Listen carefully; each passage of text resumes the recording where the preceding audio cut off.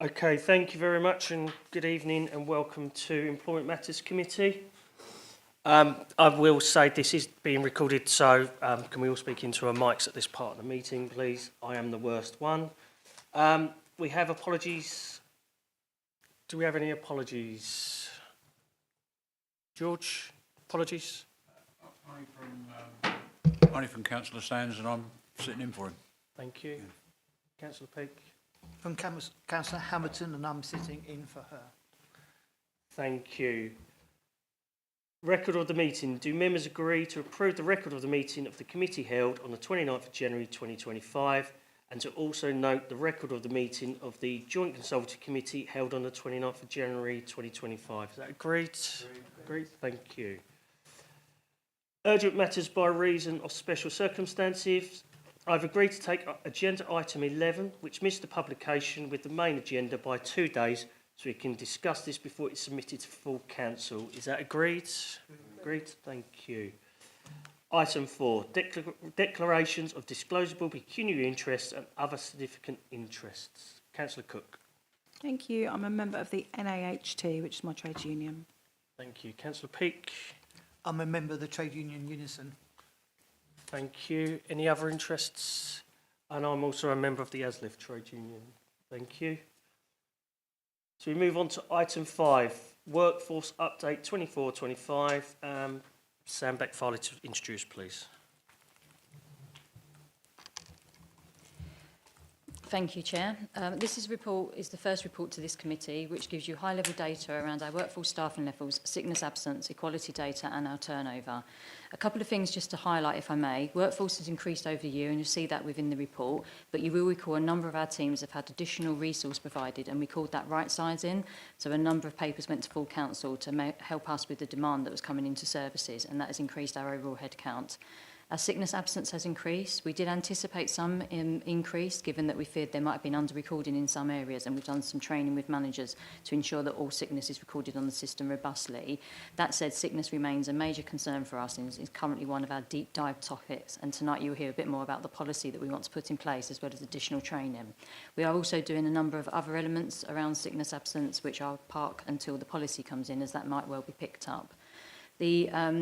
The structure around the sickness absence, you'll note in the paper that we've got more long-term sickness absence than short-term sickness absence, and also our top reasons for absence, particularly around stress. So again, there's additional work going on through the Healthy Minds and Wellbeing Group that is looking at what we can do as an organisation over and above the current stuff that we already have in place, and we're currently reviewing our contracts. Equality also remains a priority for us. We've got an ongoing focus on our gender split, our overall declaration rate, so we know absolutely what we've got within the organisation, and our new Equality Board had an away afternoon where they've looked at some additional training for members of that board, so we can offer constructive challenge and criticism, as well as offering support around what we must do as a place of work, but then also considering the work plan and the priority for the year ahead. And I believe this committee has an annual report from the Equality Board that updates on the work that the Equality Board is driving. And that also dovetails into the EDI strategy that this committee has signed off. And then finally, overall turnover continues to decrease across the whole organisation, so currently sitting at 12.2%, which is a decrease in the previous years. Within the workforce strategy, we have an ambition of 10%, so we do want a healthy turnover. I think it's important to note that whilst we do have progression internally, we also want to bring in new skills. However, our major concern is around our one-year turnover.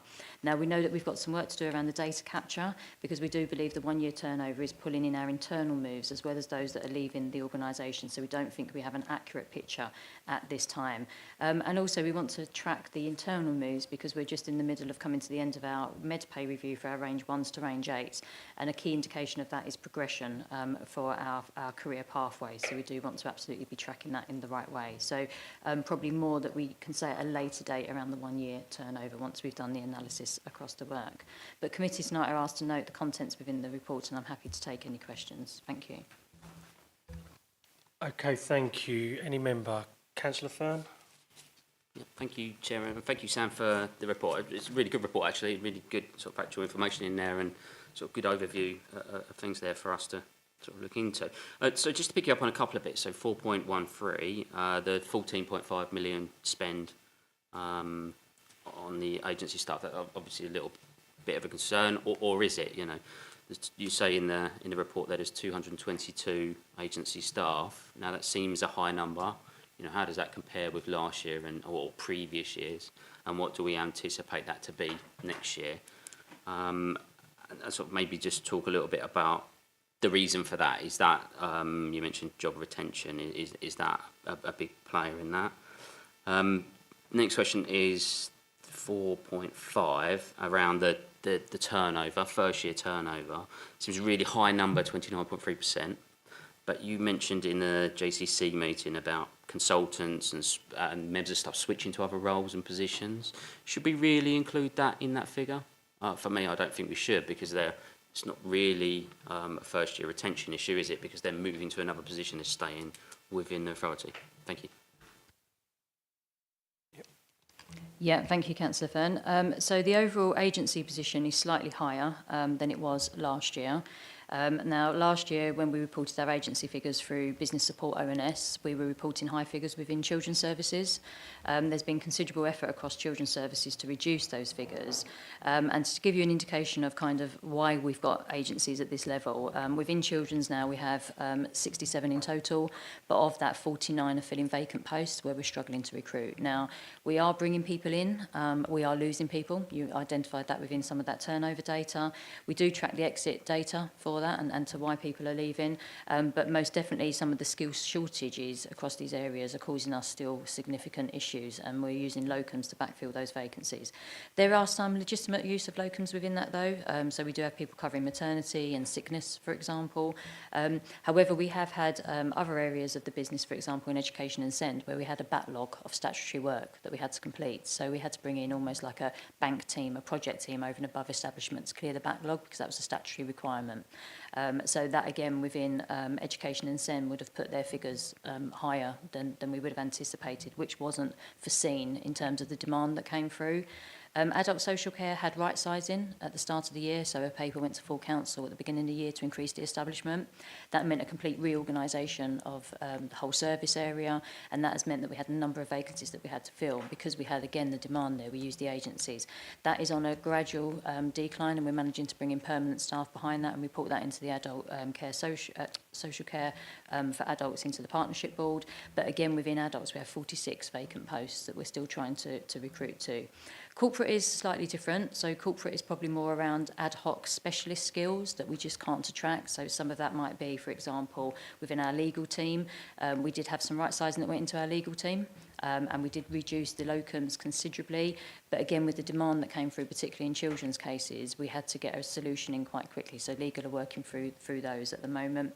And again, we've got some consultant use. So I mentioned in JCC around the use of educational psychologists. They don't come on a day rate, they come on a work rate. So we use them to do pieces of work as and when we need them. So very much like a casual contract, but used on a consultancy base as and when we need them, because we don't have the skills in-house to deliver that. And that's similar within legal as well with some of the advocates. We use consultancy base for advocates rather than employing a full-time member of staff. Now, I guess, what will it look like next year? We know we've got to decrease that. We know we've got to fill these vacancies.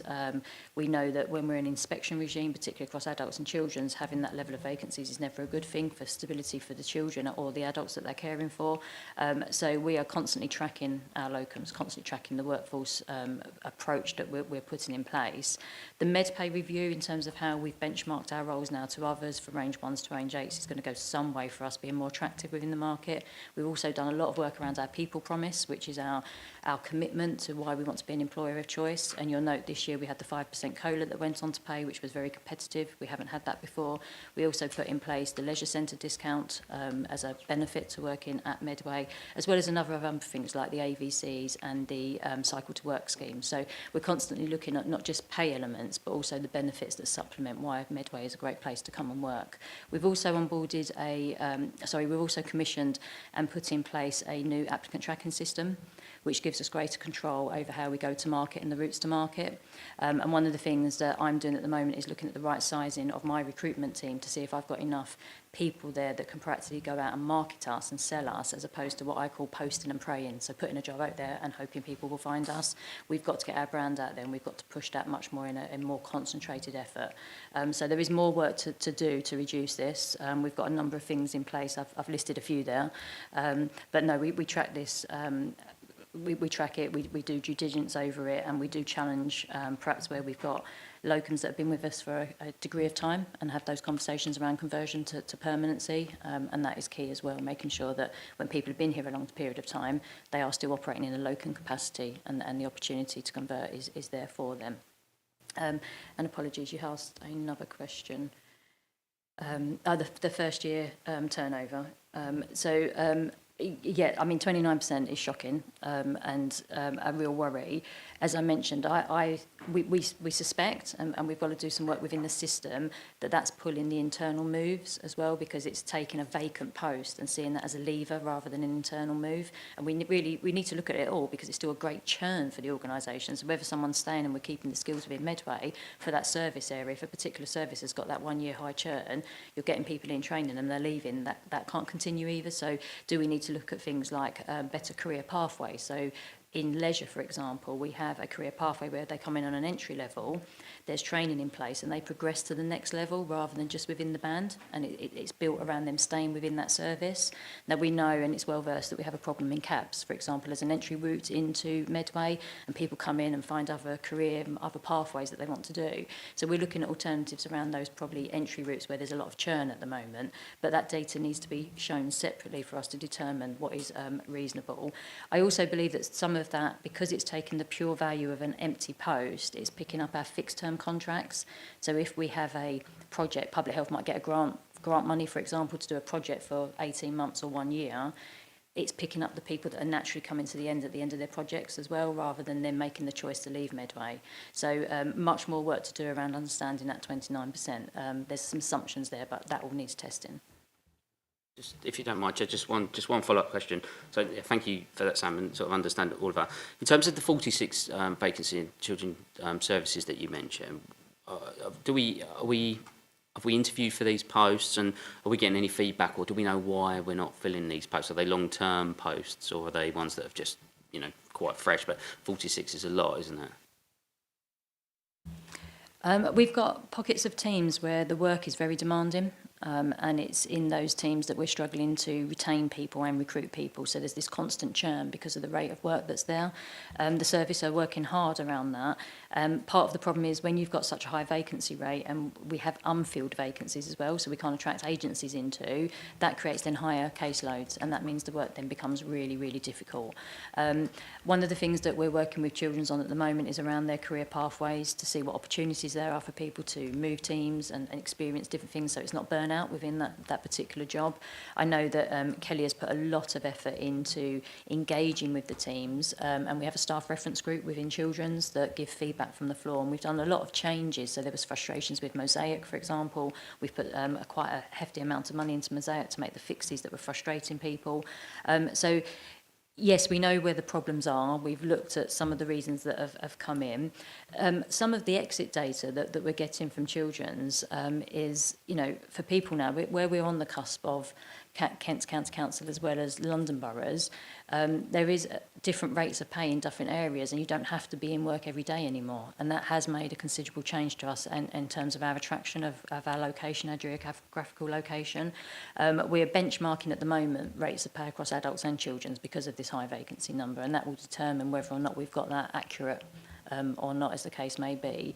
We've invested a lot in both the services. Doesn't mean we've got it right, and we've got to test that. But most definitely, I would say in some of the real difficult roles across children's, with some of those really difficult cases, some people just can't sustain that for a long period of time, and it makes it very difficult to recruit into. Continue that answer, Councillor Fern. Yeah, thank you. Any other member? Councillor Peake. Yeah, thank you for that answer, following from Councillor Fern. I mean, I got a very good impression that you are analysing the issues and you're on it and being specific in different areas. Also, a positive response of finding different ways to make it attractive to work for the authority. But I do have some questions. What particularly concerns me is the different percentage from those that are what I would deem to be legitimate, specific projects, specific skills, as opposed to those agencies that you've taken on, which are basically just replacing because you've yet again lost another member of staff. And, you know, this does matter. It matters on a human level because most people do not leave work flippantly. It takes a lot to move for all sorts of reasons. So it's their lives, their well-being. But obviously from a management of the public purse point of view, it costs a lot more than I think people realise to recruit and then to train people up and then to lose them and then the cost of agency staff. So I do think having, if it's there, I apologise because I'm just looking at it now, that distinction. Also, how do we compare to other similar size authorities from a percentage point of view? And also, like you said yourself, it would be very useful to know the difference between somebody who's left and somebody who's only left. So when you've got somebody who's done an internal transfer, that very much could be a reflection of something very positive rather than negative. So it would be very handy to know. Thank you, Chair. Yes, please. So apologies. So we've got a report that details those that are, I guess, on project work out of the number. So I could do a separate out of committee response that could come to you all to detail how many of the 22 are covering vacancies, how many are in specialist project work to detail what that looks like and what areas that might be, and those that are being used in that consultancy basis for piecework as opposed to day rates. So I could do a brief on that. It'd be a lot to go through now. I'd have to go through every sheet to give you an accurate number, but I can provide that. In terms of how we compare to other local authorities, I don't have the figures at hand. We do have a Kent network, but obviously social care is dealt with by KCC as opposed to the districts. We do know that KCC also have difficulty in recruiting, and one of the things we're not able to do is chase KCC in terms of what they put on as a salary, so we try to work collaboratively so that we're not taking staff from each other. We're also working with the Integrated Care Board around workforce concern, and social care is a major concern, and we're working on a number of projects to get reported in annually, and that's the NHS, KCC and ourselves, and part of that is almost like a memorandum of understanding so that we don't poach staff from each other, and actually we give secondment opportunities. So if one organisation is experiencing burnout, rather than lose people from the profession, how can we work together as three entities that are both, well, all three of us struggling to make better practices? And that's, you know, we're battling with some things like data sharing and stuff like that. The NHS have made some inroads across their own areas where they're so fragmented in how they work, and we're looking, KCC and ourselves, to kind of dovetail into that to see if that's something we can do. So I don't have the exact figures. I can speak to KCC. I'm sure they would be happy to share those.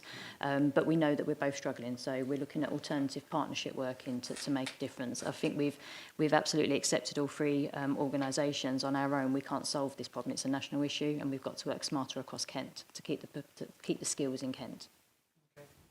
Do you want to come back, Councillor? Yeah, thank you, Chair. I mean, I did want to talk in the previous meeting about the whole thing about exit interviews, but maybe that's another item later, because obviously it's directly linked to this as well. I think it was part of this, wasn't it? Yeah. Shall I say it now? Yeah. Okay. So I used to belong to UCU, which is the trade union for lecturers and academics. I know of, this is just one example of the point I'm getting to. Here's an exit interview for somebody who's left after only 6 months. It was quite clear. One, which to some extent can't be helped, there's obviously a relationship between the HR person and the manager. They work closely together, recruiting. The particular department had a huge turnover of staff, easily like 75%. Clearly there is a problem. The line manager didn't even recognise that this member of staff was a newly qualified teacher. Therefore, the support wasn't in place. To listen to the interview, it was shambolic. As far as I was concerned, it was a cover my posterior exercise, and therefore was not a genuine case of understanding why a member of staff wants to leave after 6 months. So I'm not saying that happens here. I'm not implying anything, because I literally do not know either way. So my concern is, and I know it costs more money to have somebody review the reviews, but I think it could save money if we can make sure that our exit interviews are genuine, because it's not always about money. As I said before, it takes a lot to move for all sorts of reasons, and it could be literally just their working environment and nothing more. It may sound a bit limp, but that can be enough. So I just wondering what's in place to make sure in all the various departments, there's different human beings, you've got different personalities and styles, that there is a way of checking, you know, the reasons why people keep on leaving this authority, because it is a huge waste of our money. Thank you. Do you want to respond to that? Yeah, thank you. No, absolutely. So the exit interview process, people have an opportunity to do that online anonymously if they choose to. They can talk to their line manager or they can talk to HR. In children's where we've got significant turnover, we have made sure that there's been somebody available to do face-to-face interviews who's an independent person who's not associated with the service, so they can take that feedback and they report that into our leadership board for children's, where we look at a number of things across the workforce strategy, and that's one of the areas that we focus on.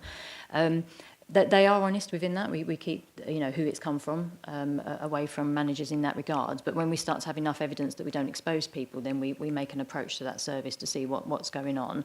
At most, I would say we've, across the organisation, without naming any particular areas, we've had some situations where there's been allegations of micromanagement.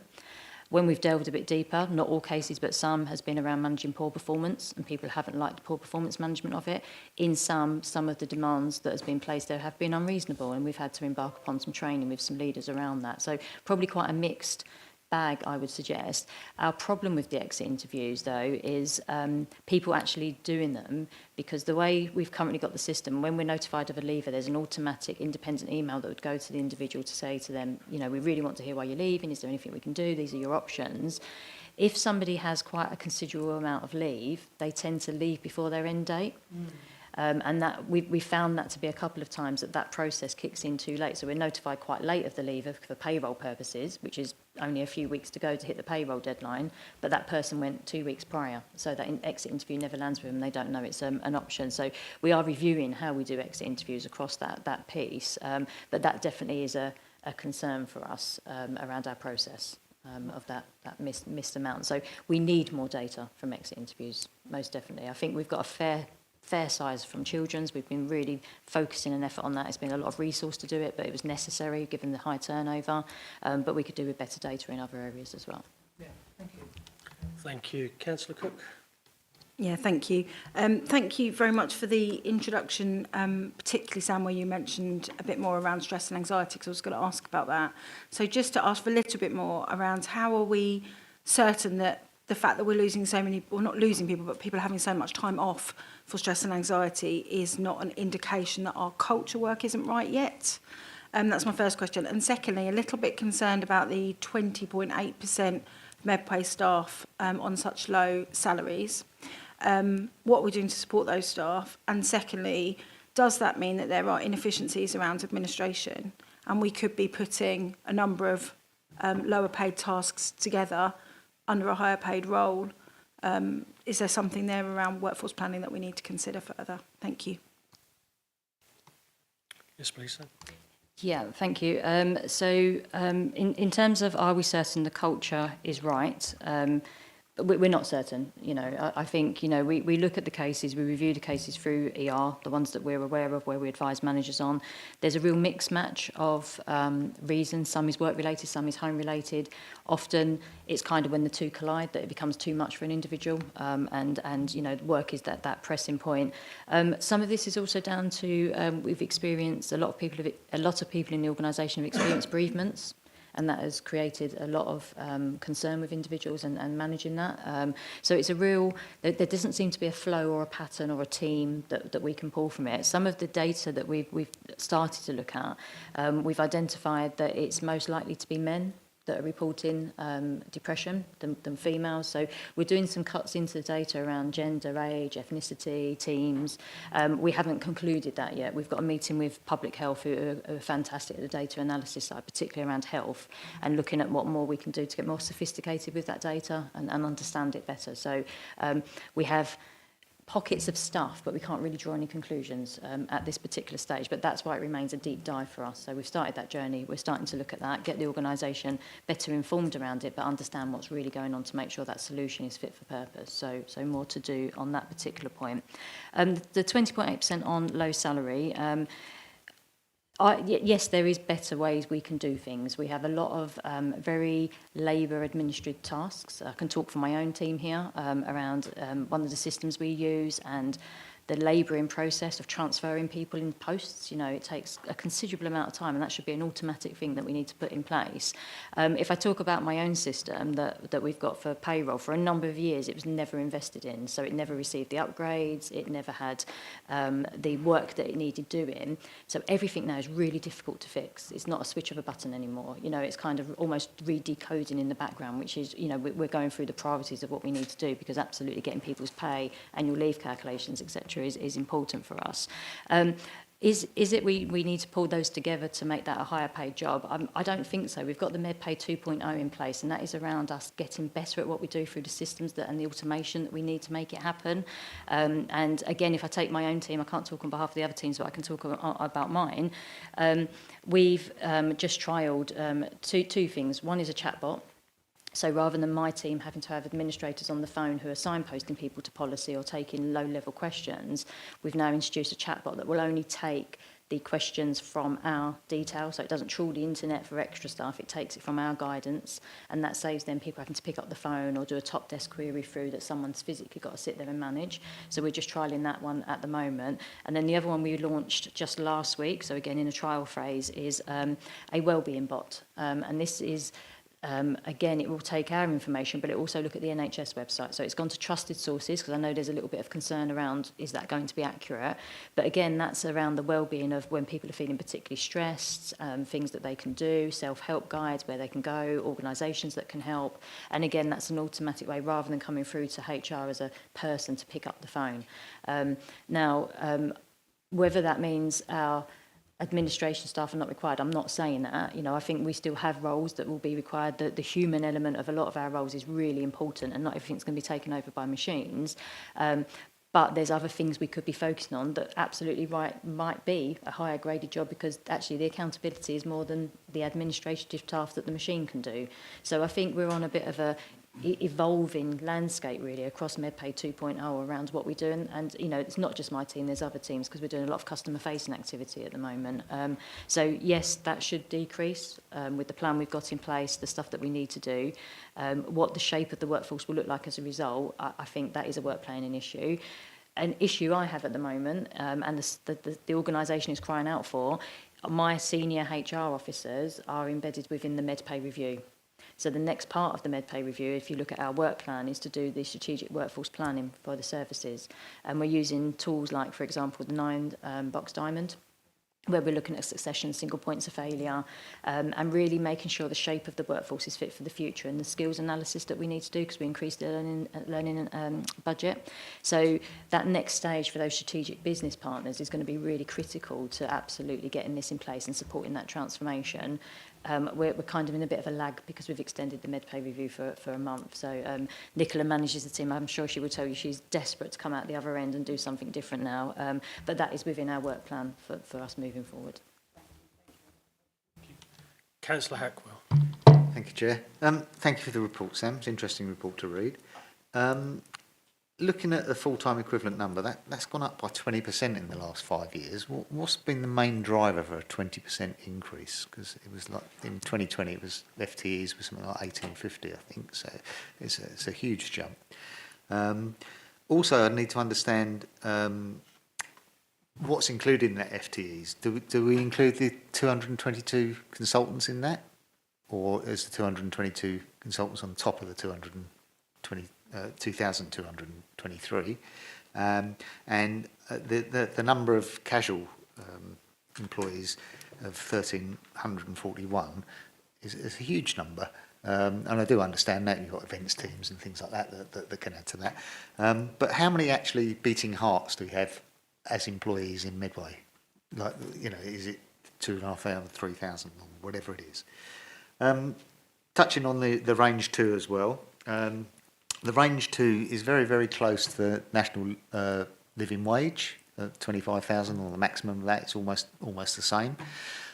So those people, you know, could go and do a myriad of jobs and still keep their pay. So they're not really incentivized to stay with Medway Council. So could we do a look at just that particular range of people at some point, what the retention of those sort of range 2 people are, to see whether they are just moving around between jobs or they do think that Medway is an employee of choice. I'd be interested to understand that. If you go on to the ethnicity, this year to 15.7, where's that in sort of like the general population of Medway? Is it higher or lower or around the same? I mean, are we just taking is that just a general consensus of where we are in Medway these days? Probably I apologise in advance if I don't understand that, but you've said that to finding out people's sexual orientation is a priority this year. Why is that important to Medway Council? Why do we need to understand what people's sexual orientation is? I can't think of a reason that we would need to know that, so I'd be interested to understand that. Thank you. Yes, please, Sam. Yeah, thank you. I can't quote the figure from 2020. I don't have it at hand.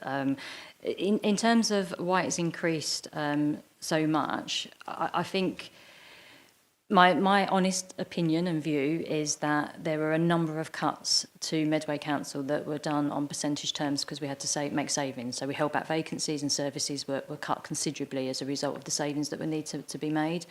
That in turn has created difficulty in services around demand. So a number of papers have moved forward across a number of areas asking for additional resource and an increase to the establishment. So we had back office, so my own team was given additional resource. I've already mentioned adults and legal. Children's, most definitely we came out of an Ofsted inspection inadequate. We absolutely had to respond to that and put in additional resource. Without going back through all of those kind of increases, I couldn't give you the exact figure, but this is largely down to increase in demand. But not just that, but I do believe in some parts us not being sufficiently resourced at the point when that resource was originally cut. And I take my own team as an example around that. Again, that's my view on it without checking the data, but that is the reason why that has increased. There would have been other elements also. I don't know off the top of my head over the 5-year period, but there would have been 2P, for example, so we would have 2P'd back particular staff. There would have been changing contracts. So there would have been a number of natural events that would have increased the resource as well. And all of that would need to be put together to create that overall increase. The consultants, in terms of the agency workers, are not included in that figure. They're reported separately, so they are in addition. The only thing I will say, though, if you recall, for adults and children's, I mentioned there was 46 and 49, I think, vacancies that were covered by locums. So that's almost like a bit of double counting because it's within our establishment and then we've got the locums covering them. And that's why we wouldn't include them, because they're covering a vacancy. Otherwise, it would be double counting because as soon as we fill that vacancy, that locum goes. So it is bodies in that way. Casual employees, we use it's not just events. We use casual employees for interpretation, a number of different things. And it's important that we have a number of people on our books because it's selected if you want to do it. So we've got to have a number of people that will step forward and pick up the event. So we don't tell them when they work, they tell us what they can do. So it's almost like an on-call, if you like. We also know within the casual employees, a lot of them work for Medway Council and are a casual employee. So you might have a 9-to-5 job, but then you'll do the events work, for example. So I'd have to go through a lot of data to give you an accurate figure of comparing who's got 2 posts, 3 posts. And I don't know if that would prove anything, if I'm being honest. So thank you for not making me do that. In terms of the range 2, if you recall, when we went into the Medpay review, we looked at a number of options because of the limitations around the bands as to what we could do on this. And we wanted to create the capacity through the levels. And we did shift some of the bands up slightly because range 2 for a number of years didn't I think it had about I think maybe £500 in terms of the movement that was afforded to it. So it had been ignored for a number of years, the same as the range 1 as a spot point, but never really acknowledged as a spot point, and there was no differentiation between the range 1 and the range 2. So again, we were stuck with a system that had very little flexibility that we could manoeuvre. So I don't disagree that there's more work to be done there, but we are stuck in these areas. As part of the Medpay review, we have reviewed some of those jobs to check that they are still evaluated at a range 2 and they're not doing roles of that of a range 3. Some range 2s have been regraded to range 3s. Doesn't mean necessarily all that work goes until we do the transformation. In terms of them not being incentivised to work at Medway Council, I absolutely will take that away to look at the retention, because that will be an interesting point to consider, because now I'm quite intrigued on it. Absolutely, I take that away, come back out of committee around what the retention looks like for range 2s. And if we can get that data whereby is it people leaving, people progression, then that will fit in with the work that we're already doing to show that. But most definitely, I'm not hearing lots of noise from our range 2 cohort that they are feeling dissatisfied. I think the 5% COLA for the second year running went a huge way into appreciation, along with the other benefits that we've afforded. That won't continue forever. I think, you know, we're sitting here on local bargaining with a pay framework that we've just implemented, not knowing what the future looks like in terms of LGR and what we might need to do. So whatever happens around LGR, this whole pay element will have to be reviewed, because whoever we go with, we know around us, we've got people on NJC and other people on their own local bargaining. So that is going to create a complete overview of all pay. So we're reluctant to do much more in that space and give people that uncertainty, because again, when you do anything with pay, whether it's good or not, people just get very suspicious, and we've been really trying hard with the Medpay review to make it a positive impact. Haven't succeeded on every case, but the majority we have. So yeah, we're quite keen that we don't do unnecessary stuff, knowing that we're going to have to do it in the future, but make sure the benefits are there. And then finally, it's not just sexual orientation that remains a priority for us, it's disability as well. So we have a number of people that have decided not to declare their data to us. I think I've spoke at this committee before around some of the issues with that, and we work with the forums quite closely to understand it. One was, do we have the right details in the system whereby people identify with it? So are we up to date on our understanding of what's going on? But then also, people want to know why we want their data, and the trust element of, if you get my data, what are you going to do with it? So we're focusing on the areas where there's either a refusal to declare or an under-declaration, just to really find out what's going on. Because if we've got a lot of things to do in HR, and we need to focus on the things that are going to make the most impact to the people that are employed in Medway. So it's really important we understand the makeup of our organisation, and that's the main crux of it.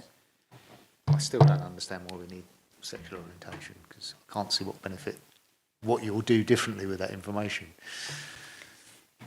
In terms of the Equality Act and the protected characteristics, we have a duty, don't we, to offer people the opportunity to declare and feel that as an organisation we're listening and we're aware. So, you know, we will do that duty equally across all of those protected characteristics. We're not going to leave one out as an element of another. So, you know, any area where we've got an under-declaration or a refusal to commit, we're not going to make people commit. It's a voluntary element. But we want to make sure we're treating that campaign across all of those areas where perhaps we haven't engaged those people. Microphone, please, Councillor. Sorry, it just said in that sentence that increase in the declaration rate remains a priority for this year, talking about LGBTQ. So, you know, that's a bit I struggled with. I mean, not to go into a debate about it, but obviously there was recently the Supreme Court ruling. Now, when something like that happens and you don't have gender-neutral toilets, for example, and you clearly have male and female toilets, you've got to make sure you get the messaging right on that and provide the facilities that you need. But we don't know to what extent and who we need to do that, and what buildings we might need to prioritise first in order to do that. So having more detail around the makeup of our workforce would have helped us understand the challenge we might have in this particular ruling that's come out, particularly as the main guidance isn't due until summer. So that's just one example. Didn't know that was coming. It's not reason to do it on its own, but genuinely the makeup of our organisation at any point, law could change, and we need to respond accordingly, and we're not going to be able to fix it overnight. So what's the priority? And it helps us to do the priority piece. Thank you. Councillor Crozier. Thank you, Chair, and thank you for the report. It was very succinct and straight to the point. Two questions. What does FTE stand for? And can you just expand a little bit more on the cooperation with the other authorities? I understood that we were going to try and come to a level playing field in terms of what we pay agency staff. Has that happened? It didn't sound like it had. Yeah, thank you. So FTE stands for full-time equivalent. So yeah, if we've got part-time people, we count it as... employees at the end. Yeah, no, full-time equivalents. So apologies, that's abbreviated in the paper. In terms of agency staff, we have a memorandum of understanding across the South East that we will adhere to around agency rates of pay. So that's in place. We're all signed up to that. That's already in. The element that I was referring to was the work that we're doing with the NHS and KCC around the general workforce for social care and making sure within our permanent workforce we're not poaching people, taking people, and if there's burnout we can use secondments better and move people around the profession. So that's slightly separate to the agency, but there is a memorandum of understanding in place across the whole of the South East. Thank you. Understood. Okay, thank you. Do we have any other member? Councillor Hackwell? Yeah, thank you, Chair. Just for a bit of clarification in one of the sickness and absence datas, it would be useful if we could have the number of people, and I know you don't want to identify individuals, so if his number's very low, you can't put that. But you know, we've lost the same amount of days to cancer almost as we did to cold and flu, and I should imagine there's an awful lot less people in the cancer camp than there is colds and flu. So it'd just be better to, just rather than the number of days, I'd find it easier to understand if there was people in there as well, if that's possible for future. Yeah, I'll take that away. Thank you. Okay, thank you. Any other member? No, move to the Vice Chair, please. Thank you, Chair. So first of all, just to bring some comments from the JCC meeting that was previous to this one. So comments were made regarding the 29% leaving within the first 12 months, and a request was made for exit interview data to be considered. Comment was made on the high number of agency staff and inquiries as to the reasons behind this.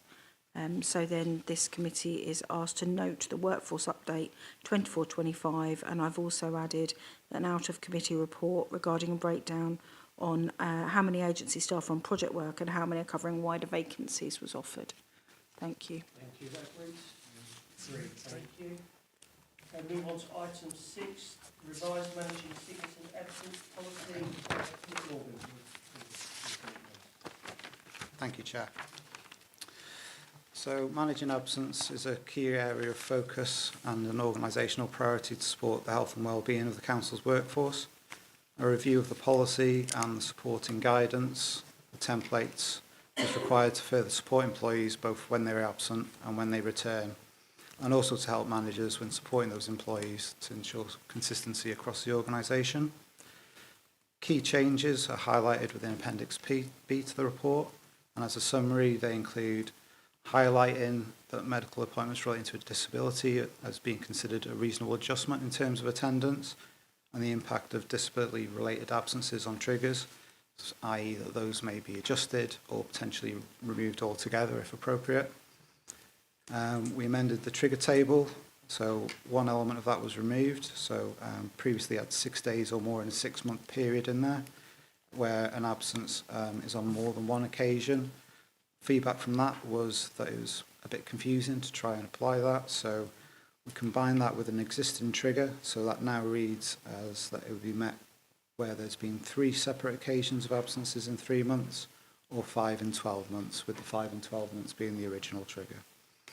We've added content in there regarding sickness caused by an infectious disease. Obviously that was feedback following COVID and what we classify as an infectious disease, and obviously the impact on that.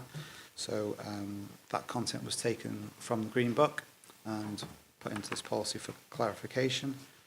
And additional content was added from the current published guidance for managers regarding gender reassignment, and putting that into this policy. As well as developing the policy, we've got a new intranet page which has been built, which covers all the related policies in terms of sickness and absence. It will include all the guidance that's been developed and the templates for managers and employees to use as well. Training for managers has been developed and tested.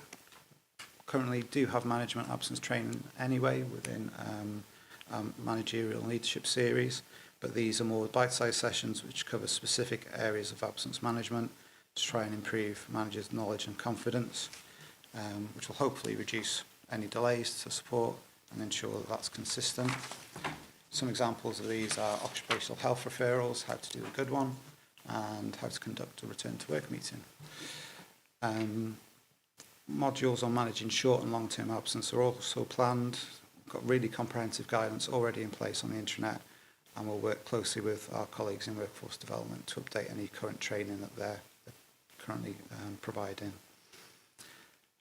Additional and refreshed guidance and template forms will be available, as I mentioned, and we also plan to record videos of the planned modules for training so that they're available for managers to refresh their knowledge, or if they've, as part of their induction, they're not able to attend a live session, they're able to reference that. I'd like to advise any links or indicate links within the policy may not all work, as the Medspace page to host that information has not yet been published.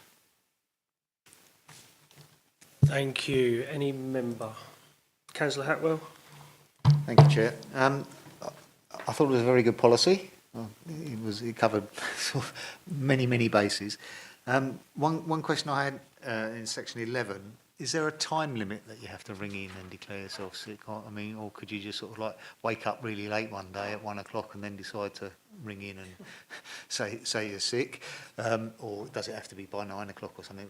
You know, it may be a better policy to have some sort of time in there. And the bit I didn't really know, professional sport or job, how strict is that? Because there's lots of things that people do, volunteering and get expenses to get there and stuff like that. You know, it could be for English heritage or something like that. Standing at a castle, is that a second job, or you know, those sorts of things? I just, because I think that's a little bit grey, that, and ambiguous. So I'd like some detail what your thought is on that. Thank you. Nick, do you want to respond? Yeah, in terms of section 11, appropriate time to call in, we've not specified it obviously in the policy. I think best practice across the organisation is to call in before your shift starts. Obviously we've got people starting at different times of the day, so ideally as soon as possible, as soon as you know that you're not going to be able to attend, would be great. If not, like before the start of your shift. Obviously if someone's at the doctor's, assistant reception, then we take that on a case-by-case basis, but I think we'd look at the instances and the individual, and obviously if they're calling in 4 hours after they're supposed to be starting at 9, they're not calling in until 1, 2 o'clock on a regular basis after being reminded, then obviously we could take some action for that. Well, that's probably more of the guidance area where we speak to dedicating the policy. We have improved in terms of you do need to call. It's not acceptable to just send a text message or a WhatsApp, because we were having issues with that. So to provide consistency on that, we've added that in. I would just say that maybe you could put a should in there, because a should's sort of a covering thing, and it should be within 1 hour of your shift starting or something like that, you know. And obviously that does allow for people to ring in late, but it just gives some guidelines of when you should be able to do it. So Is that covered in the guidance though? Yeah, so it'll be in the absence reporting procedure, which accompanies this. So we'll have that in there. We should have that before it starts. It's just whether or not with the policy, you can bring someone up for that, I guess, and say, well, you haven't followed the policy for that, or you haven't followed the procedure for that. Obviously, it's indicated within the policy that you should follow the procedure. So a little bit around the house, and I understand that it would maybe be good to clear that up in here, and we could add that in. That's not a problem for me. Yeah, it should do that. Okay. And the second question on sport or volunteering? Yes, so second jobs. I think this is more for sort of professional sport where people may get paid rather than kind of volunteering. If you're volunteering comes with volunteering. You are on.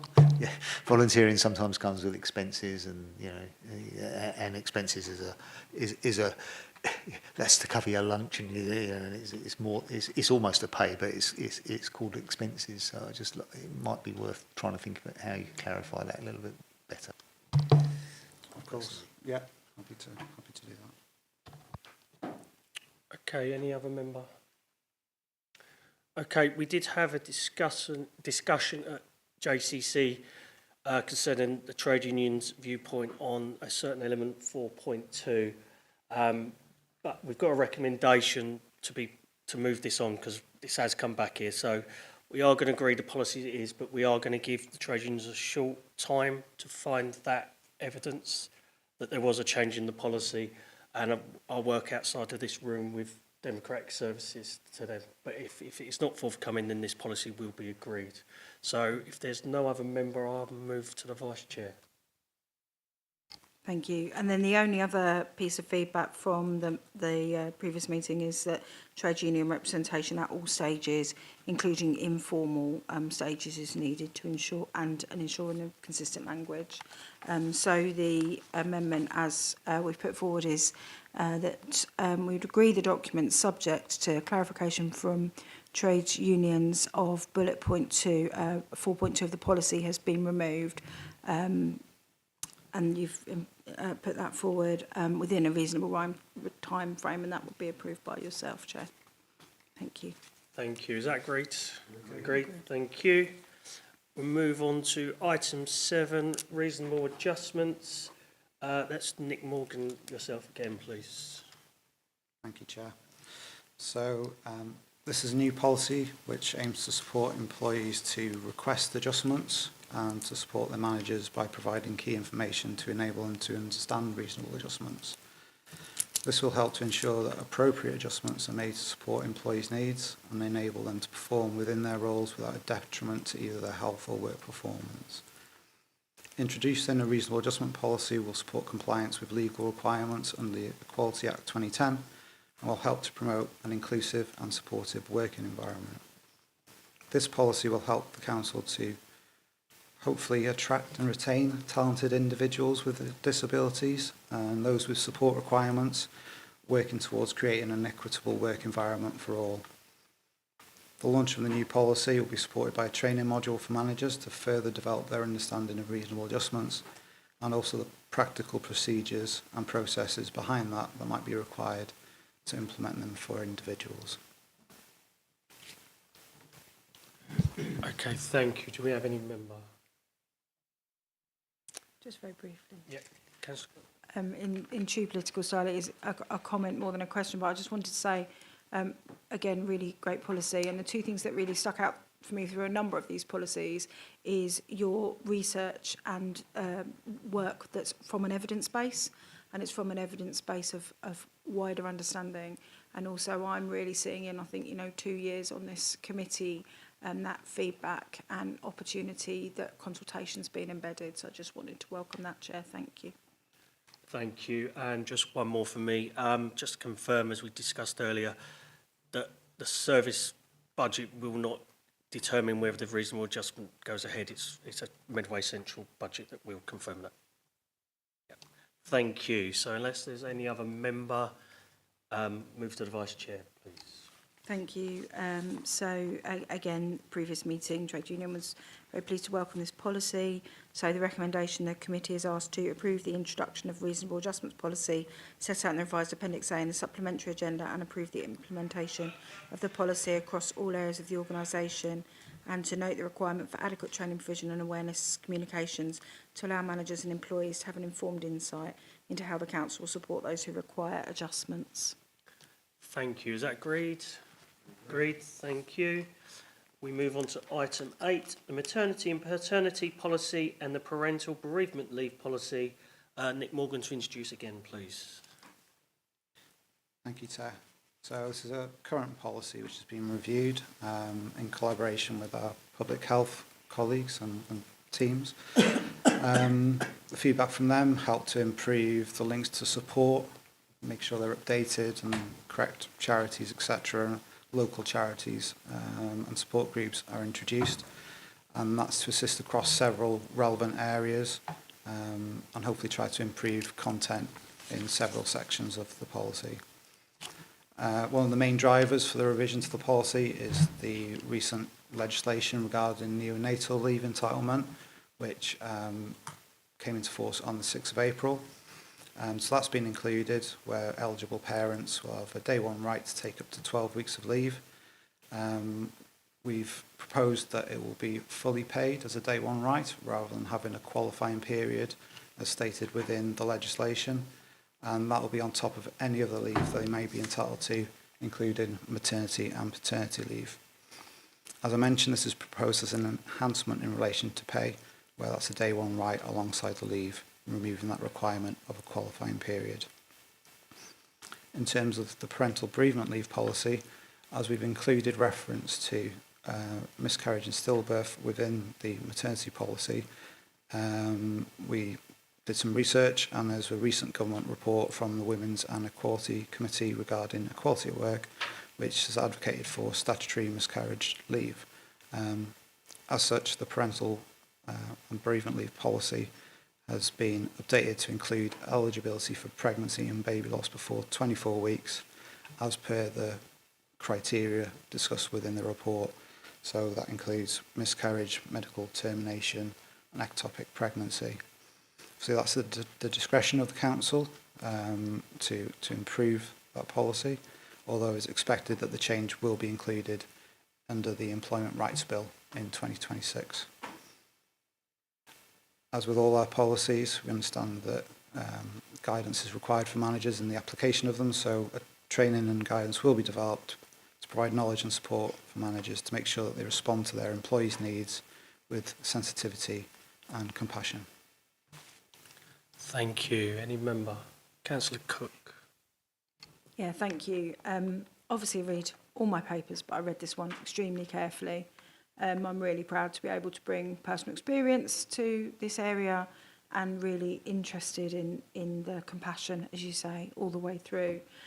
3 points. The first one we spoke about in the previous meeting. So I did ask a question about keeping in touch days and whether they could be spread out, but I had reassurance that that was again taken on that evidence base around it must be 10 days rather than 20 half days. So I won't ask that again. But I wanted to come back to the point around section 7.2 and the question that a person can have a baby which is fairly premature, so my experience was 35 weeks, who doesn't need to stay in hospital for 7 full days. In my experience was 5 full days. My child was then 5 weeks behind all their developmental milestones for quite a significant period. And so I then had to go back to work, effectively, considering those extra weeks. And so I really welcome the application of the neonatal care, but I'm questioning the specifics around the fact that there has to be this 7 full days or longer stay and potentially the date, because I think there are very much cases where somebody could have 5 or 6 days of a fairly young, a fairly early birth, lose effectively an amount of maternity leave and return to work with a child who is perhaps not at their stage of development that their peers would be because of that. And so I just wanted to question that area. And then my kind of third area was around section 18. And again, I really welcome the consideration around the reality of what returning to work after maternity leave can be like. And, you know, I know we're not working in stereotypes and each parent is different, but some of this information I felt presented a deficit model, and that there are many fantastic strengths from coming back to work as a mum. And although there may be those issues, there may also be some new skills that have been gained, a new confidence that's been gained, and many other positives. And so I queried there being this kind of deficit comment within a policy, and whether it was more appropriate to remove that from the policy, to put a more generic statement about needing compassion and care, and that being covered through training, rather than being spelled out in this language in the policy. Thank you. Do you want to respond, please, Nick? Thank you, Chair. So as you said, in terms of the kit days, unfortunately, we're bound by law in terms of that, so it needs to be 10 days and no more. I'm sure we'd all encouraged it to be split up into half days potentially, but like I said, that's what we're bound by. In terms of 7.2 and the eligibility criteria, it's new legislation. As I mentioned at GACC, the LGA have only just published their guidance in their recent advisory bulletin. ACAS have only just updated their sites. When this was first proposed and the bill went through, there was relatively little information in terms of what employers, what's in their gift to amend, to enhance, etc., etc. So that is the reason why we've put in that eligibility, because that's what's gone through as part of the bill. That doesn't mean that we can't keep a watching eye on this and take feedback from, obviously, people that are going through this within the organisation, from managers that are dealing with that, because I agree, if you have 6 days, not 7 continuous days, then obviously, according to this, you're not eligible for it. But it's new legislation. We need to test it, see what the feedback is, and of course we can bring it back if we feel that there's a need and actually that people are missing out. We can look at enhancing that element of it, definitely. We'll keep an eye on that. Do you want to come back at all on that, Councillor Cook? Yeah, I think that would be really welcome. I think it would be very interesting even for the committee to see some test cases, and where there are particular times when there is an early birth that doesn't meet this criteria, whether there could be some checks and balances and assurances that they have been considered on a case-by-case basis. Thank you. Yeah, of course. I think we take that each time, and we'll see what comes out from this, really, I think, as we get those case studies and best practice guides come through. Thank you. Can you add that into the recommendations for that to come back as a test in that, please? And section 18, the wording. Yes, so in terms of that, I totally agree. I think with that section, it was one that was worked through to try and combine that language with the existing policy. And after you commented at JCC, I did reread it, and it does feel a little bit disjointed as well, I think. So more than happy to work to remove that section. Like I said, we're doing guidance modules on this, and we can leave it as the return to work basic information that needed to do, like the factual stuff, and then do the other stuff in the training. Happy to do that. Thank you. Any other member? No? Okay, thank you very much. I'll move to the Vice Chair then, please. Thank you very much. So feedback from wider representation at JCC was the same, the request to reconsider some of the wording in 18.1. So thank you. I think just my two recommendations, the request review and examples which fall outside of that remit but cover early birth, and then that thank you for that opportunity to rewrite that section on 18.1. And then the wider recommendations, the committee's asked to agree to adopt the revised paternity policy and the revised parental bereavement policy as set out in appendices A and B retrospectively to the report, and ensure adherence with new legislation regarding neonatal leave, to adopt the enhancement of neonatal leave in relation to pay. This enhancement would mean pay as well as leave is a day one right. This would mean that employees would not have to meet the qualifying period of 26 weeks continuous service to receive pay, and to adopt the proposed enhancement to eligibility to parental bereavement leave to include miscarriage and stillbirth before 24 weeks. Thank you. Vice Chair, is that agreed? Agreed, thank you. Okay, item 9, the breastfeeding policy. Nick Morgan to introduce again, please. Thank you, Chair.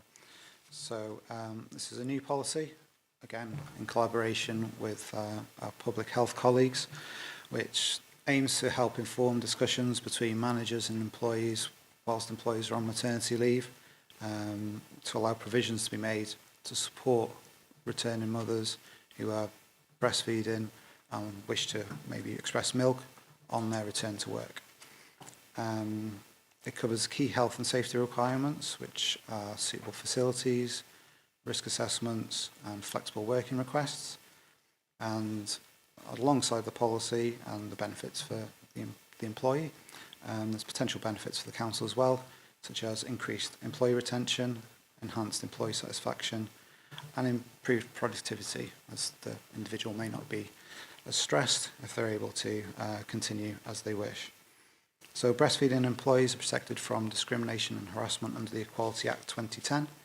The HSE advised that employers must provide a suitable area where pregnant workers and breastfeeding mothers can rest, and that should include somewhere to lie down if necessary, be hygienic and private so they can express milk if they choose to, reiterating that toilets are not a suitable place for this, and include somewhere to store the milk, for example a fridge. ACAS advises that employers are not legally required to provide somewhere to express or store milk. However, it's a good idea for employers to provide facilities such as a private room and a fridge to store the milk. In terms of council facilities, the provision of a private room has been factored into the current Wharf renovation plans, and a dedicated policy which contains information and support contacts in one place will be an initial step forward to increasing awareness, helping to facilitate discussions and ensuring consistency of approach across the council. Thank you. Any member? Councillor Cook, Councillor Cook first, I've got you, Dan. Thank you. Again, absolutely welcome this policy. I read it, with real joy. I think there are 4 small points from me. Firstly, the section in 5.2 about the request for 4 weeks notice, and I think 4 weeks in an infant who might be 5 or 6 months old is a very long time, and things change very, very quickly when it comes to feeding. So I think I might have felt some pressure at that stage to have to make a decision. So I can see that we need to have time to put things in place, but perhaps that is on review. There is that wording in section 8.4 about the weighing up the need of the employee and the impact it may have on service delivery, which I felt just jarred slightly with the compassion throughout the report. And there is a nuance there that I felt could be a grey area and would require quite a lot of training around what exactly is the balance between. And so I wonder about just a revisiting of that language around reasonable and, again, just how that fits in. There is a conversation for me around the spaces, and there are, again, just 3 or 4 things that I think are essential. One is a sink, and I know that makes things harder, but if you are washing your hands, your equipment, that's going to be really important. I also think it's really important to stress that this is one of the most vulnerable things that I, as a woman, have had to consider in the workplace, particularly in expressing of milk rather than direct breastfeeding. It's got to be extremely private and you've got to feel extremely safe. And with that, things like an access to electrical source, because a lot of women are using electronic breast pumps. And so it needs, actually speaking with women at the time about what they physically need for that space. Again, please don't hold back on doing it until all those things are in place. It's really important this happens. But as unique spaces are developed, thinking about all of those options. And then lastly, I just wanted to welcome again the support of the public health team in this. It's so important. I'm also on HASC. I know a number of us are. We can really see the links, and I'm so pleased you've made them. Whether that individual support for employees as they come back to have access to that ongoing support, perhaps from teams here or perhaps as part of the wider, I think it was the Care First package that we read about, that might be a really unique and helpful thing that we could offer. Thank you very much, Chair. Thank you, Councillor Cook. Nick Morgan, do you want to respond to that, please? Yeah, thank you. So I think in terms of 5.2 and the 4 weeks, that, like you said, is just to try and get things ready and have a time frame for that, really, for requests to come in. So if someone's due to return to work, then we'd hopefully be having that conversation anyway. Like as a manager, you'd be speaking about them. Obviously, they may not make that decision until the end, and obviously we'd take that on board. I think in terms of putting in a policy as a minimum of, again, I don't think we'd ever take someone down a disciplinary route or not do it because they've given us 3 weeks notice. And maybe we should change that to ideally 4 weeks notice. So I'm happy to do that. 8.4, again, when we do something like this, when we discuss it and kind of consult upon it, it's okay, we're happy to do that, but it's that balance against we can't provide everything for everyone. So we do need some wording in there to say, well, there is a service delivery element of it, and this is kind of the consistent text that we use throughout policies that's been used really. So again, in terms of the training and awareness, I think that's something that needs to be robust. And also, obviously, we've got our employee relations team that work with us, public health, the wellbeing champions, a number of us are on there as well. So we'd hope that if someone did have an issue, the manager would raise it with us straight away and say, well, I'd love to accommodate this, but X, Y, and Z may cause an issue, and then we'd obviously work with the manager to make sure that that's fair.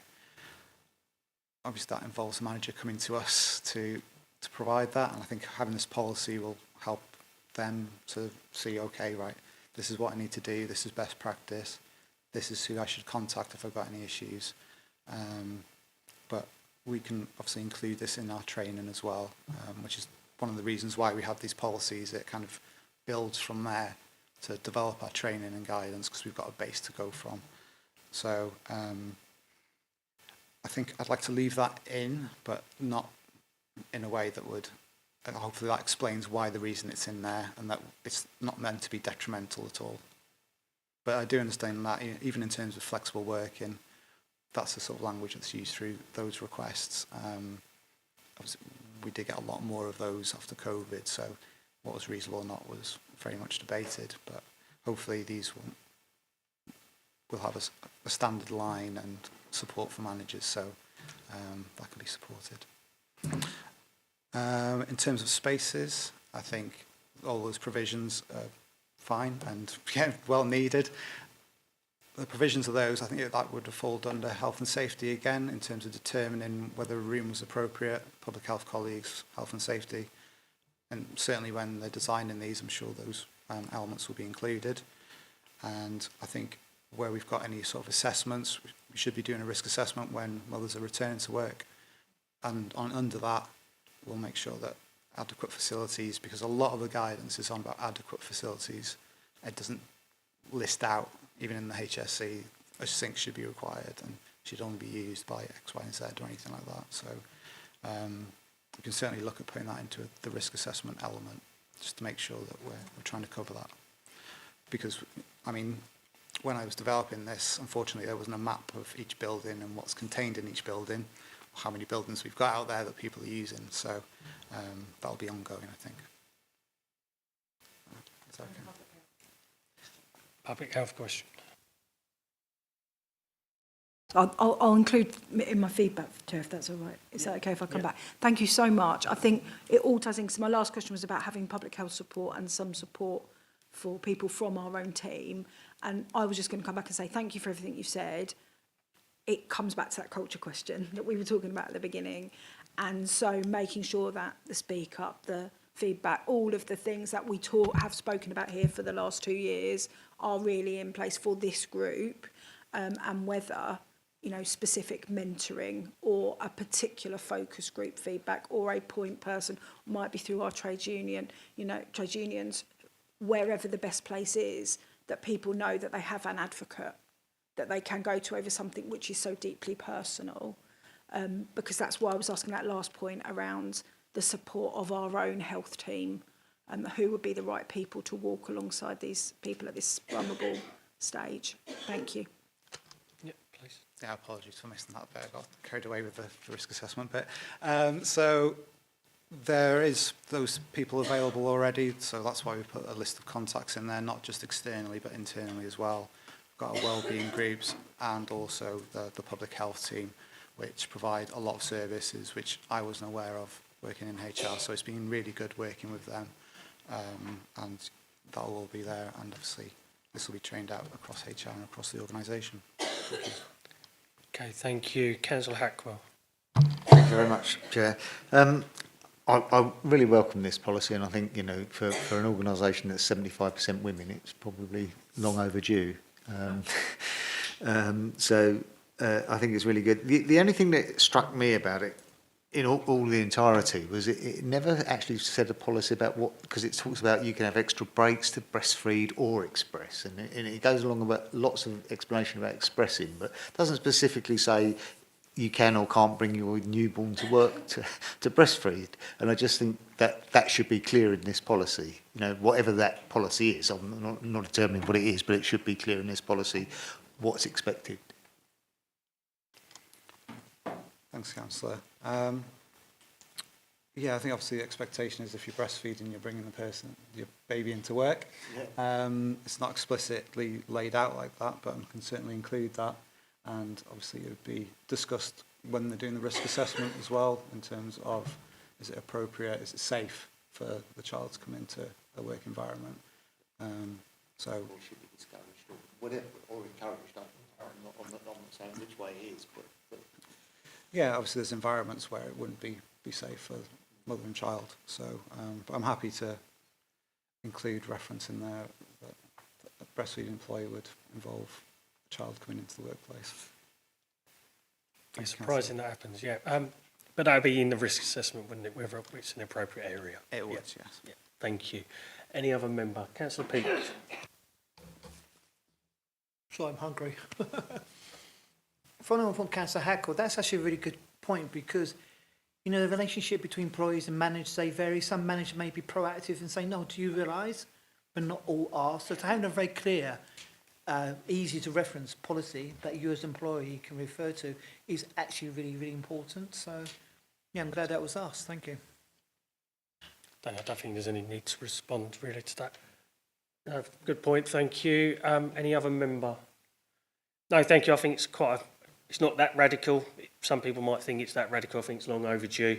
And I'm glad they're going to be proper rooms, because in many workplaces, multi-faith rooms have been little sections in corridors, and I hope they are proper rooms or areas, not just screens in a corner of a corridor. So welcome that. Thank you. Vice Chair. Thank you. So similar discussions in the JCC, the report was noted, and discussions exactly as our Chair's just shared around the importance of spaces were made. The committee is asked to approve the introduction of the breastfeeding policy as set out at Appendix A to the report, and support the implementation of the policy across all directorates and services, and support the creation of breastfeeding friendly spaces where possible, and the communication of awareness programmes. And then thank you, Nick, for that agreement that in 5.2 you would include the word ideally also. Thank you. Thank you. Is that agreed? Agreed. Thank you.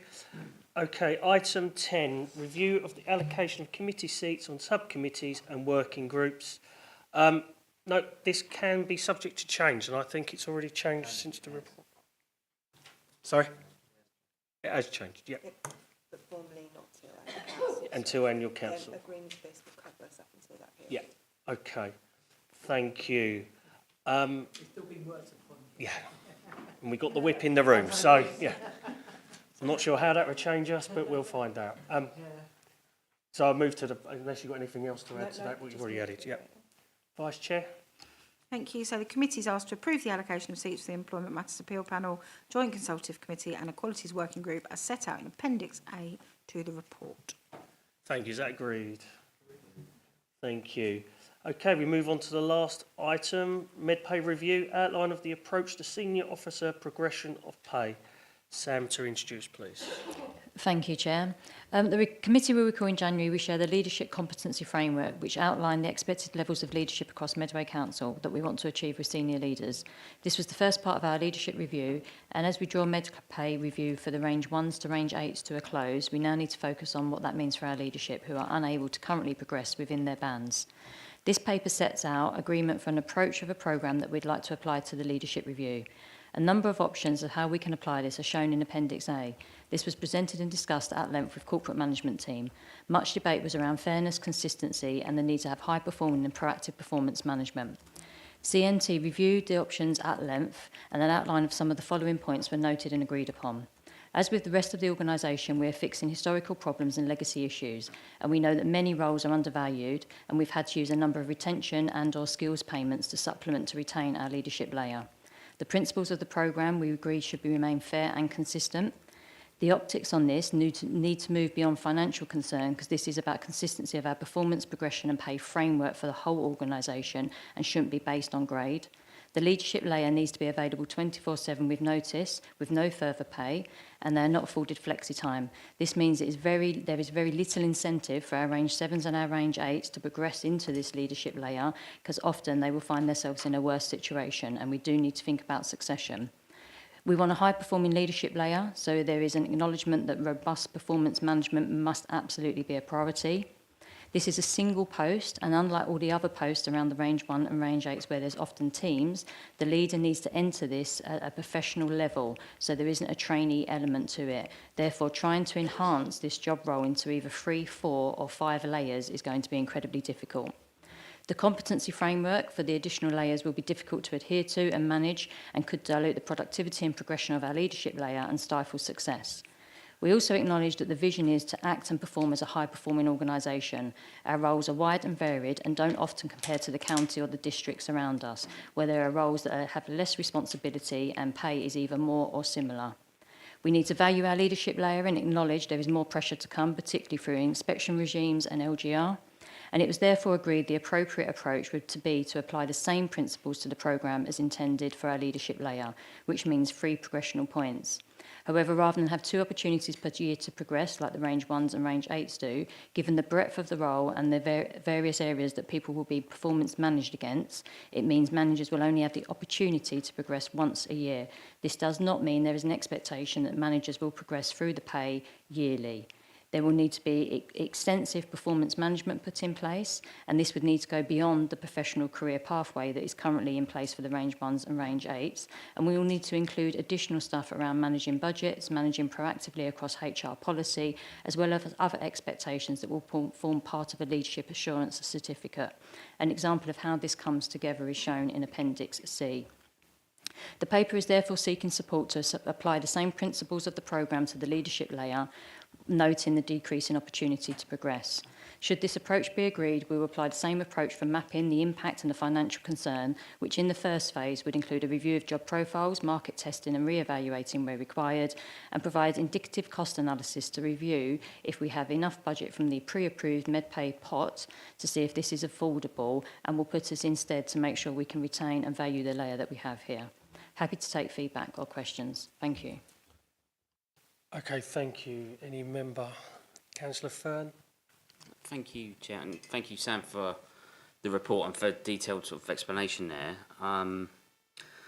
Looking at Appendix B, the summary, I mean, it just does look a little bit of a concern that, option A, which you're recommending that we go for, 9.9%, it seems very high, and I know we should value our senior management team, and we do value, do value all of you. We know what an important job you do, and you put this authority, first. But it's just seems a very high number. And I don't know, I think I'd be more inclined to be with option C. Sam? The percentage is high. It's varied across the ranges 1s to range 8s, so we've got high percentages of increase across our range 1 and range 8s. Where we are stuck within a framework that needs a complete overview, there isn't consistency across those percentage increases, so it's not like the higher you get, the bigger percentage increase you get given on the breadth of the band, so there is variable percentages throughout the whole of the band, and 9% isn't the huge one that we have. In terms of going for the other option, it's, for me, we've outlined a number of things that we discussed at corporate management team, but from a HR perspective, taking a job profile and cutting that into 4 or 5 layers around the need, given that someone's got to hit the floor running because they're managing a team, in terms of that assessment of how you would assess their performance, is going to be really hard to achieve. So if I take my own, sorry, Nicola, I put you on the spot, Nicola's role profile here around managing her ER team, when Nicola has that ER team, she's got to do that very well from day one and has to have a certain level of expectation and I suppose, qualification to a degree to be able to do that. If I was to cut that into 5 layers to keep progressing that, at what point does Nicola challenge me that she should be an assistant director or director? So it's trying to manage within the limitations we've got, and we've struggled across the organisation, even in some areas, to cut the role into 3 layers, with sort of like the middle bit being an entry level, whereby actually you're not performing at a good level because you're in a trainee position. That's the entry level for our range 1s to range 8s. The midpoint being you are now doing a very good job, and then the stretch being the bit to the top where you're going over and above and you're starting to top into that next range of the stretch around, you know, if you're a range 7, then there's a range 8 there. How do we now develop you ready for that succession piece that you can get promoted? So we can do the top layer. The entry layer is very simple. Actually pulling out the middle bit is going to be quite difficult. And if we cut that into 5, with these single roles, that is going to be really hard to achieve and manage. And I think it dilutes the programme, and I think, you know, for a service manager being assessed against 5 layers, that there isn't much in between it, they're going to be then progressing every year. So we'll have people at the top of the band quite quickly. So it's going to be really hard to do, if I'm being honest, from a HR point. And I guess my only other point on this, finance aside, optics finance aside, there is something here around fairness and what would be our position other than finance, that we wouldn't apply the same programme to our leadership layer. Because we've been in a situation as an organisation before where finances have held us back, and that's been really quite difficult for us to justify to our organisation. And we do value this layer who don't get afforded overtime when they do additional stuff. And we've had situations whereby people have gone for promotion into a service manager role, lost, for example, their out of hours on call allowance, lost their flexi time, and they've said, no, thank you, I don't want that responsibility. I don't want that breadth of responsibility whereby I'm breaking even on pay or potentially having less if we don't match it, and also don't get the flexibility time built in. So I think we're already working in quite a difficult area around succession. And there is evidence, and I can provide evidence if it's required, around roles out there that do warrant higher salaries. Now, I can't talk on behalf of everybody because we haven't done the benchmarking yet, and that's why we would do the benchmarking to test this. But if I give you, I hope my team are not watching tonight, but if I give you an example, Essex County Council are out at the moment for a HR business partner, and they are putting a salary on that of £84,000. I will go and take that and just be a business partner rather than what I've got, because that would be much more attractive to me from where I'm sitting at the moment, and I'd only have to be in the office 2 days a week. So with what we've got around us, we have to be really mindful of how we retain our leadership layer. So that market testing will determine whether or not the pay has to increase, decrease, what that looks like within that band. And we haven't done that yet. We only have anecdotal information that suggests we've got some real concern across that leadership layer, and we could start to lose our leaders if we don't address this. And like I say, the point around the 4 and the 5 points, it's going to be really difficult to manoeuvre a role into 5 layers. Thank you for that. I do get it, and it's not that sort of don't value the jobs that any of you do. As I said earlier, I think it's, you know, you do a really important job, and I understand the pressures and I understand the, you know, the extra mile that most officers go to, and you know, and we do appreciate that. But it's just a percentage figure that just doesn't. I don't know. It doesn't look good. You know, we've done some good salary increases in the last few years. I don't know. Yeah. Thank you. Any other member? Councillor Atwell?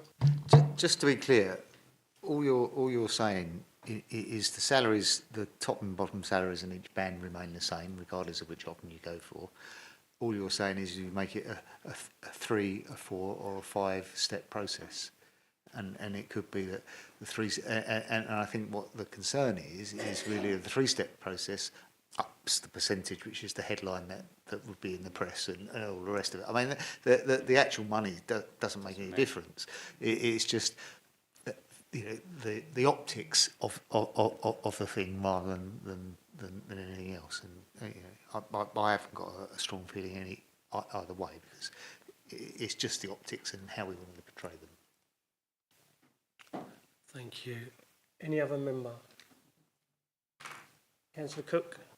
Yeah, just to kind of sort of be in a little bit of agreement, I think I can really see the arguments and the pragmatism between, if you've only got 3 in some ways, you know, it's more easy to manage, and I can see that.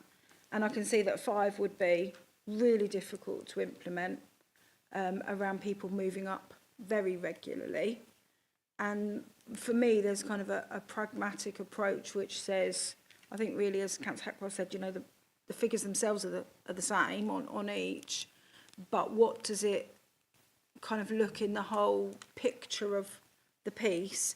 And there's that really difficult thing around what we expect senior people to do. It's the same in my industry and education around, you know, people going above and beyond when they're on higher salaries. I don't think the argument is whether or not people are deserving of money. I think for me it is about how we ensure that it feels across the piece that things are going at the right stage for everyone. And I guess that's part of what I see my role, is that outside looking in around how does this look. And so for me personally, I feel a lot happier with option B, because I can see that there's a balance between wanting people to hear that message, which is absolutely the same as the message of the budget full council, which is we so value our officers, we so value the work that everybody does.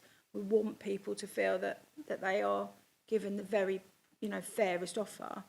But there is something for me around parity and those numbers around percentage increases that just cause me to wonder, you know, how that would look. So it's not really a question, but I just wanted to put my thoughts in as well. Thank you. Any other member? Okay, I did mention at JCC that I felt uncomfortable with option A for many of the reasons that have been said already tonight.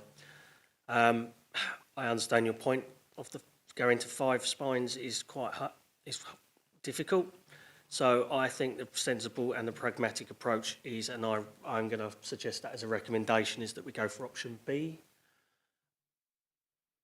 So unless any other member wants to respond to that, I'll move to Councillor Hackwell. Could we just ask Sam, before we do that, what a reaction to that would be? Because, I mean, obviously they've come in with option A, and what extra work will that create for you, etc., etc. Sam.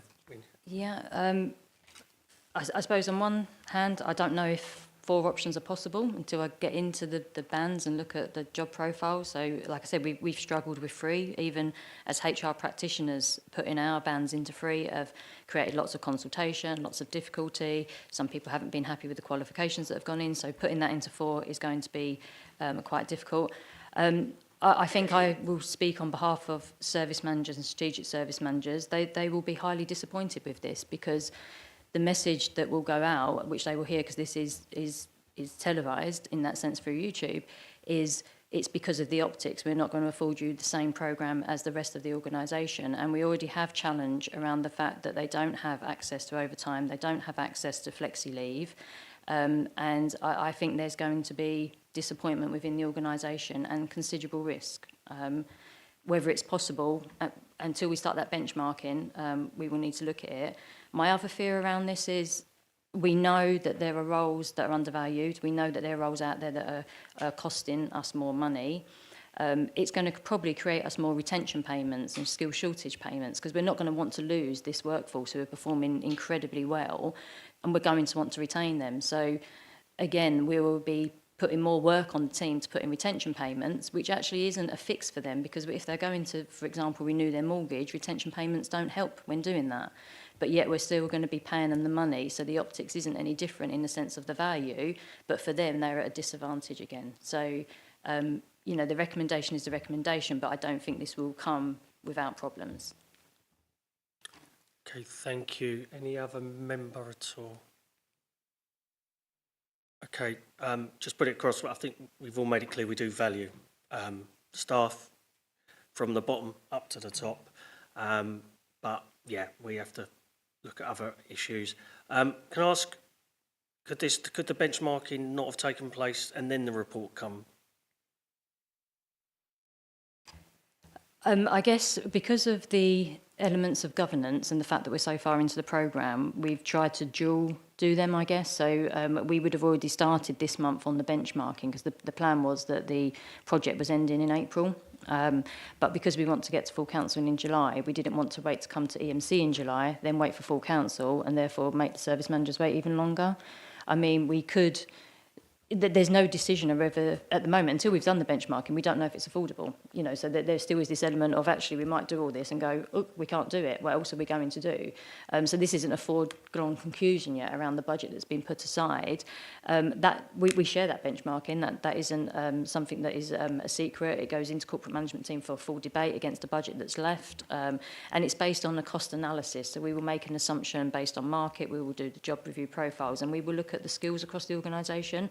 So again, not everybody will receive a pay increase, the same as the range 1s to range 8s. So some people will either be on an honoured salary because they're getting too much for actually what they're working at and they should be held back until they're at the level of which they need to perform, or they might be working higher and do deserve that salary increase. But again, having that framework in doesn't necessarily mean all the leaders will receive a 9% increase. And that is the principle we've had throughout the whole programme. So timescales have driven us to this point, and we had a commitment as an organisation that we would conclude Medpay. We must do that ahead of LGR. We can't go into LGR with half a programme of pay. That would be really detrimental to us. And we've managed to put all the resources into this to speed this up so that we can get it through. So I guess the point of it being here to seek the permission to do an approach is largely based on the fact we want to hit the July full council decision. Okay, thank you. Councillor Cook. Yeah, thanks for letting me come back in, Chair. I think given some of the comments that Sam just made about things like feasibility, I wonder if it would be appropriate if at this point I feed in the comments from the JCC, just in case there's anything else on there that colleagues want to pick up on, if that's okay. So at JCC it was requested that there was further detail and concerns were raised regarding costings and feasibility, which is where I've just come in. It was queried that the range doesn't seem to be comparable to the wider Medpay, and the LGA recommended offer of 3.2% to senior officers was mentioned. It was also queried the evidence base behind the statements regarding the need for retention at this stage, and the question was asked as to whether this would be backdated. So I thought given this conversation it would be helpful just to bring those in at this point. Thank you. Thanks, Councillor Cook. Is there any, I'll ask one more time, if any members have any further comment or questions before we move to the recommendations? Councillor Fern. Thank you, Chair. I sort of take on board what you've said, Sam, and maybe I see it a little bit differently now. In terms of the number of the management team and the managers involved in this, how many are we talking about that are at the wrong banding at the moment that are going to be affected by these sort of increment increases? So we haven't done a full analysis, but I do know that we have a cohort of people already in receipt of, say, retention payments or skill shortage payments to make up the fact that they can't move through the band. So because they've been held back within band and there's no uplift other than the cost of living, every time there's a threat to leave or there's a job on our doorstep that is going to pull somebody away, we've had to use retention payments or skills payments. So I would suggest we'll be taking away some of those allowances and payments and making it part of a base salary. So the initial cost, some of our managers should be where they need to be already against the framework because we're matching it already. For others, the newly promoted service managers, of which we've had a number come through in terms of our increase in establishment, I would suggest that that cohort is probably the large cohort that have to gain, because actually when you look at our band of manager, we already know that if you compare that externally, that is quite low. Our starting point on the band for senior leaders is quite low. So I think it would be the lower paid service managers that have the most to gain. The others who are working at either the rate they should be working at over and above, and they've taken on more responsibility, or it's been market tested because there's been other jobs around us that we could have lost them to, are probably already in receipt of the cost and will be matched over with base salary. And that's all part of that analysis that we will do. So we review the job profiles, we reevaluate any jobs that haven't been updated for a number of years and they've just progressed and it's not captured within the profile. We would market test it, so look at what's going on around us, but then we'd benchmark internally as well, and that would give us the kind of movement we expect across that quota. And without doing that for every team, which we haven't had the opportunity to because we're still working on a range 1 to range 8, we don't have that definitive. This paper seeking an opportunity for us to progress with the governance of getting on with this piece of work and being able to get people onto the scheme. But we don't have that information just yet. We can't do that until we've concluded the Range 8 and Range 1. Range 1 to Range 8. Yeah, thank you for that. So, obviously it is a concern that what you say, is sort of high risk that if we don't go with option A, I think at the start of this, I was more, as I said, more inclined with option C so you could see that sort of natural progression. But given the 6-month period and the concerns that you've outlined, I think I've changed my mind, and I think I'll be supporting option A. I guess just in terms of a degree of confidence, corporate management team have at length debated these options around the risks that I've outlined. They are best placed to know where they've had significant flight risk within their organisation, or where they're paying their retention payments, or where they constantly hear feedback from their service managers around jobs that are popping up around them. We have a very loyal workforce. There's absolutely no doubt about it. We have a really good quota of senior leaders that have gone through significant change and still remain, despite the fact that there has been jobs available. I gave you the example of the HR business partner over in Essex. There is lots more examples that HR are aware of because we sign off the payments. So corporate management team haven't gone in lightly on this, and there was real pain in the room around the optics of this, absolute pain. That there was quite a hefty debate for a couple of hours on the pros, the cons, the risks of the organisation, what we've got coming over the hill, and the value we need to impress upon this leadership layer. So this wasn't a paper HR said, oh, let's just align it because that's the easy thing to do. It genuinely was something that was looked at, and cases in the room were discussed around those summary points that I gave you around some of the challenges that we've experienced already. And succession is major for us. As we move into OGR, there's going to be plenty of jobs around for people to start applying for, and we've got some amazing service managers who I will not be surprised move on to be assistant directors, whether it's here or somewhere else. There's going to be opportunity. We don't have much succession there because it's limited. We have people going, I'm not going to be a service manager. It's not attractive. I don't want to do it. So we do have a succession issue in Medway as well. Thank you. Councillor Hatwell. Yeah, just to say that, as I said earlier, the money's no different. It's just a number of steps. So I'm quite happy to go with option A. Okay. Councillor Crozier. Yeah, not that I've seen the papers. I don't have access to those. I don't know whether they're blue, are they? But anyway, it would seem that we're going against the recommendation because of what it looks like. So I think I would want to go with option A. Okay, thank you. I'm still happy to go with option B, so that's what I will be moving as a recommendation. If anyone else has got any other points, otherwise I will move to the recommendation. No, thank you, Vice Chair. Thank you. So the committee is asked to note the progress and direction of senior officers' pay and performance management. Note that the development of a career progression framework and salary scales for assistant directors and deputy directors shall be undertaken concurrently but implemented subsequently by the head of paid service. And then to recommend to full council option B, you've requested, Chair, as set out in Appendix A to the report, so work can commence on building the professional frameworks for each area. Okay, as there has been two suggestions in the thing, I'll do a for and against. So all those for the recommendation, please show. Okay. And all those against the recommendation? There you have it. 3. And I have the casting vote, so I'll vote for the recommendation. Okay, thank you very much. That being all the business, I move the meeting closed. Thank you very much, everyone.